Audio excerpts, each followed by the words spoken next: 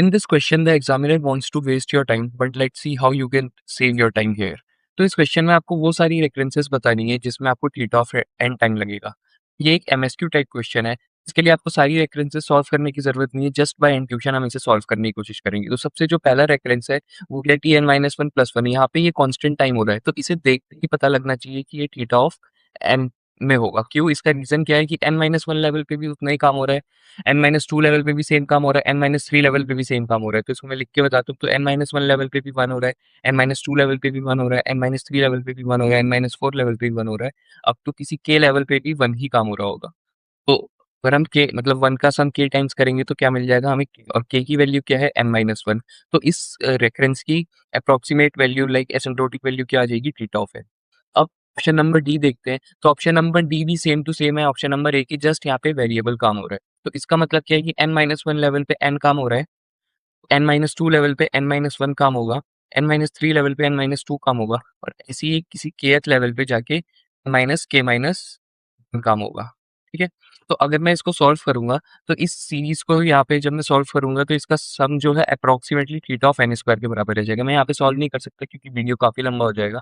उसके बाद मैं ऑप्शन नंबर बी देखता हूँ, तो इसका तो थीटा ऑफ एन स्क्वायर आ गया। उसके बाद मैं ऑप्शन नंबर बी देखता हूँ, ये जो हमारी है मास्टर मेथड की फॉर्म है, तो इसको हम डायरेक्टली मास्टर मेथड से कर सकते हैं। कैसे? तो यहाँ पे ए की वैल्यू 2 है, बी की वैल्यू भी 2 है। मैं सबसे पहले ए और बी की वैल्यू लिख लेता हूँ, ए की वैल्यू 2 है, बी की वैल्यू 2 है। यहाँ से अगर मैं N log a base b की वैल्यू निकालूंगा तो वो एन आ जाएगा। और एफ एन कितना गिवन है हमें, एफ एन यहाँ पे 1 गिवन है। जब हमें एफ एन यहाँ पे 1 गिवन है, जब मैं इन दोनों को कंपेयर करूंगा तो हम ये देख सकते हैं कि एफ एन जो है वो big O of n log a base b आ जाएगा। जब ये कंडीशन होती है तो केस 1 अप्लाई होता है, और जब केस 1 अप्लाई होता है तो टी एन की वैल्यू क्या आ जाती है, theta of n log base b a, और जो क्या है थीटा ऑफ एन, क्योंकि इसकी वैल्यू अभी क्या निकाली हमने एन। ठीक है? तो ये भी कितने टाइम में हो रहा है, थीटा ऑफ एन टाइम में हो रहा है। अगेन ये भी सेम रेफरेंस है, बस यहाँ पे अगेन वेरिएबल काम हो रहा है। तो इसमें भी हम मास्टर मेथड लगा लेंगे, तो इसमें भी ए की वैल्यू 2, बी की value 2, n log base b की वैल्यू एन आ जाएगी, और एफ एन जो हमारा इसमें होगा वो किसके बराबर होगा, एफ एन बराबर हो जाएगा एन के। और तो फिर अब हमारा एफ एन और एन दोनों बराबर है, एन लॉग ये भी हमारा दोनों सेम इक्वल टू एन ये।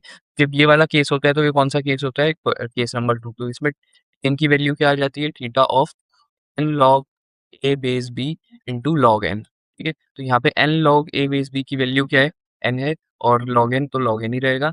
ये इस वाले रेफरेंस का हमारा क्या आ जाएगा, theta of n log n. ठीक है? जब ये तो इन दोनों में से ऑप्शन नंबर ए और ऑप्शन नंबर बी हमारा करेक्ट है। In this question the examiner wants to waste your time, but let's see how you can save your time here.